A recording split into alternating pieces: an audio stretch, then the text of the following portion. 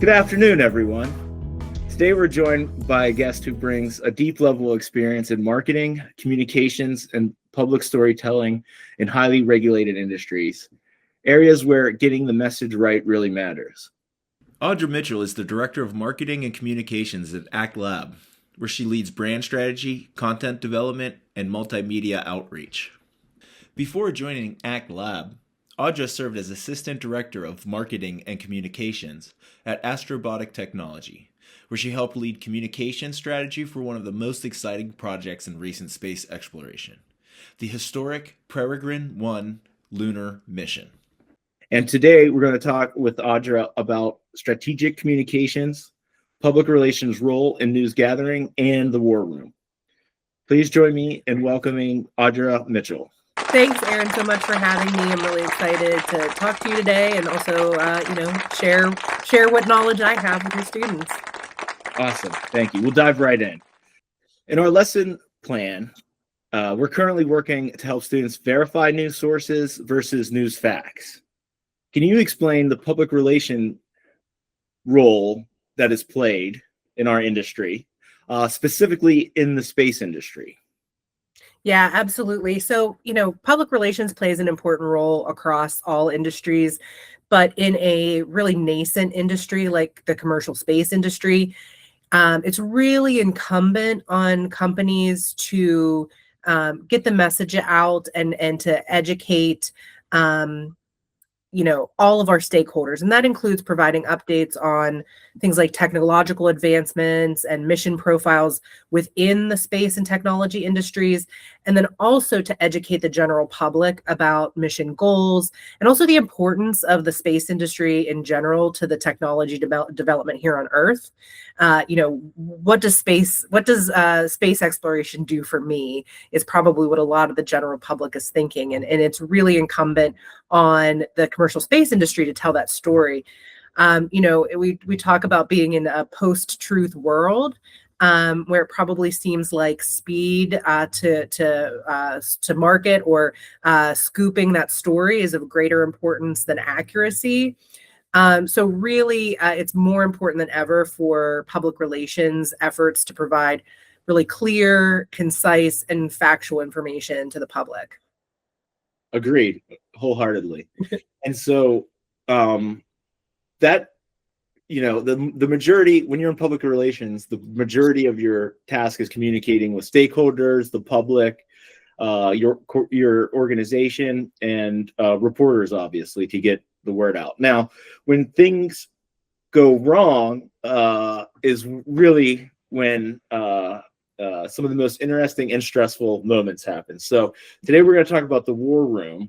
Yeah, this is a concept in public relations that people use to describe the internal conversations revolving around crisis management and decision makers within an organization. So could you give us your definition and an introduction to the culture in the space industry at Astrobotic that you just previously touched on? Yeah, so I think, to get to the war room, we need to look at the industry as a whole. It's an industry that sort of, people are aware of, but probably not as aware of how impactful it is into their day-to-day lives. So you kind of have to go back in time a little bit. So in my view, over the past several decades, the space industry really has had a communications gap. And I think that's partially due to the evolution in the way that space missions are conducted. For your students who may not remember this time period, but before the early 2000s, space missions were pretty exclusively conducted by large superpower countries like the US and Russia. It cost a lot of money. It took a lot of manpower. And as technology was developing, you really had to have that sort of level of, superpower level of funding and manpower to be able to even think about going to space. As the 2000s unfolded, we saw this rise of consumer technology that was, built on satellite access. So, think about, your GPS, your Waze, or your Google Maps. until the mid 2000s, the only people who had access to GPS technology were military and governmental agencies, things like satellite television. That created a real need for space missions that were faster and cheaper. We needed to get satellites into orbit to be able to meet consumer demand. And so that consumer need really drove a rise in commercial space as an industry. And then as commercial technology matured, that drove NASA and other space agencies around the world to start partnering with commercial space companies to conduct larger missions. As part of NASA's Artemis program, with the goal of bringing a permanent human presence to the lunar surface, NASA created the Commercial Lunar Payload Service, or CLPS initiative. I'll call it CLPS throughout the rest of this when we talk about it. And that initiative really opened the door for American commercial space companies to be really a leading player in space exploration and technology development, which we hadn't really seen until this program. And so that kind of brings us to Peregrine Mission 1. So Peregrine Mission 1, as part of NASA's Artemis program and part of the CLPS initiative, was a mission where Astrobotic Technology, located in Pittsburgh, Pennsylvania, won the bid to produce the commercial lunar lander that would be a partnership between NASA, Astrobotic, and then United Launch Alliance, who was the launch provider, ULA. So for Peregrine Mission 1, really the war room came together about, I'd say about 6 months ahead of mission launch. And so we had a standing group of internal experts, including experts from all engineering disciplines and departments. So think our propulsion team, the payload team. So payload is, the things that we're sending up on the lander, our software teams, and then also stakeholders from our partners like NASA and ULA. And, from this sort of 6-month war room process, we developed not just our public relations plan, but also our crisis communications plan. In the space industry, there's a lot that can go wrong. In the space industry, we often say space is hard, and that's probably the understatement of the century. Space is really challenging. It's a completely different environment. Technological elements that are developed on Earth have to be tested and evaluated for how they're going to work in space in a completely different environment when it comes to the pressure, the lack of air or oxygen, all of those things that make this really high levels of radiation in space. Being able to create a crisis communication plan that takes all of the factors, environmental factors of space, factors based on the design of each component of the lander, of the rocket that took us into space. We had to have contingencies in our crisis communication plan for basically anything that could go wrong. And it ended up being a binder that I want to say was something like, something around 50 pages long, just of crisis communications planning. Amazing. That's really cool. Can I offer an anecdote? You were talking about the pre-GPS times. Yes. Morgantown might recognize how hard it is to move to a new city like Morgantown from we're from Pittsburgh originally, and then I was a delivery driver for a now defunct restaurant called the Pita Pit. And so not only did you have to physically call the shop to order your sandwich, I was out delivering orders with a AAA map and a flashlight. So that's how far in the dark ages we were. So yes, yeah. I think we've all grown so accustomed to being able to just plug an address into our phone that could be 500 miles away and immediately be told how to get there turn by turn. That for most of my life, until probably, the invention of the smartphone was not the reality of the situation. So we have, commercial space to industry to thank for that. Thank you, rocket ships. So, yeah, exactly.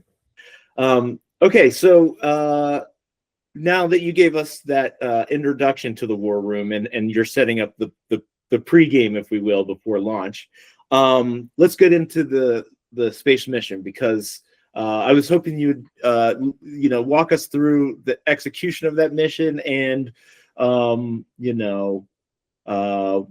some things that went right and some things that might have went wrong. So yeah, so Peregrine Mission 1 launched on January 8th, 2024, but the preparation to the launch pad began a few months earlier. Our lander was shipped to Cape Canaveral, Florida, about 3 months ahead of mission. The most, statistically, the most dangerous part of a commercial space mission is the shipping of the spacecraft from where it was built to where it's going to launch. Really? Yeah. Think about driving a $500 million piece of equipment down the Florida highway. That proves it. Route 76 is more dangerous than going to the moon. Yes, absolutely, 100%, absolutely. And there are specialty companies whose job it is to take these really sensitive pieces of equipment in these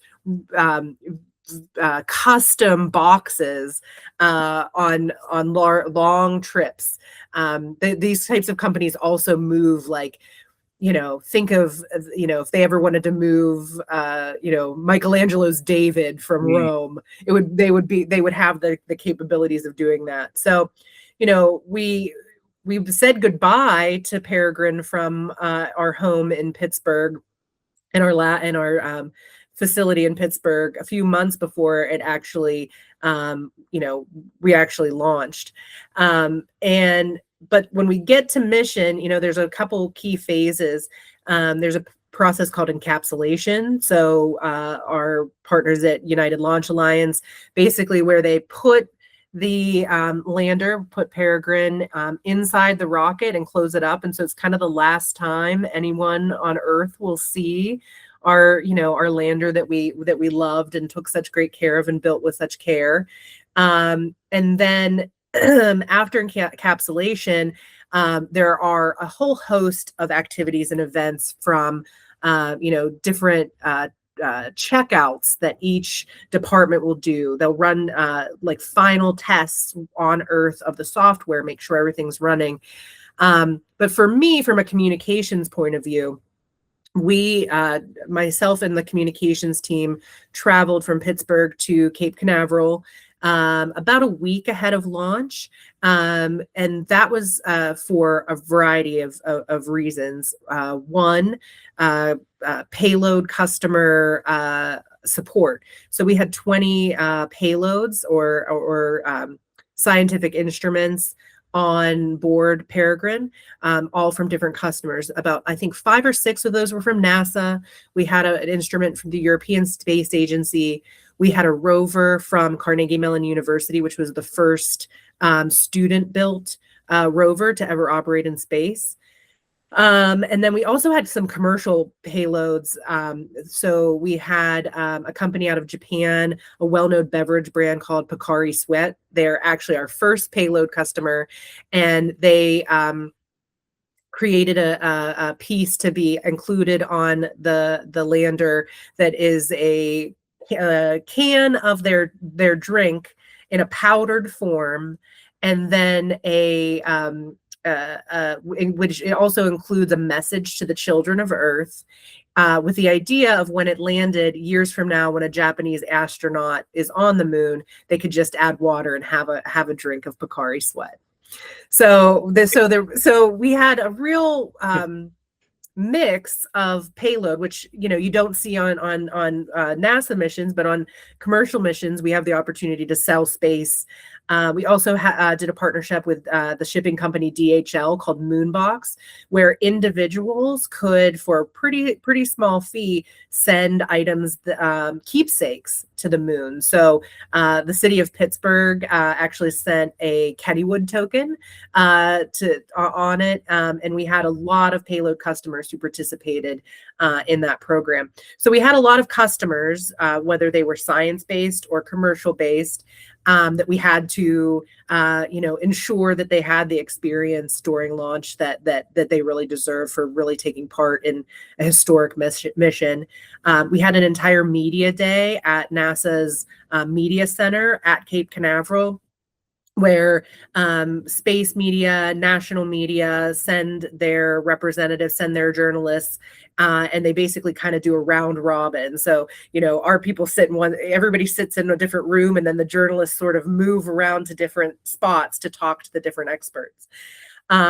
And then, we got to launch day. There's an activity called Roll to Pad, where they basically take the rocket from the huge garage they keep it in, and they roll it very, very slowly on a train track to the launch pad. And all of that is covered by media. So all of those steps include public relations and my team making sure that the journalists are really seeing the process. And then for launch, right before launch, we hosted a press conference at NASA headquarters, and then watched this rocket shoot into space. It was my first time being in person at a launch, and I have to say it was an incredible experience. But shortly after launch, once we separated from ULA's rocket, everything was looking really, really good. Communications turned on immediately. We were getting readings from the lander immediately.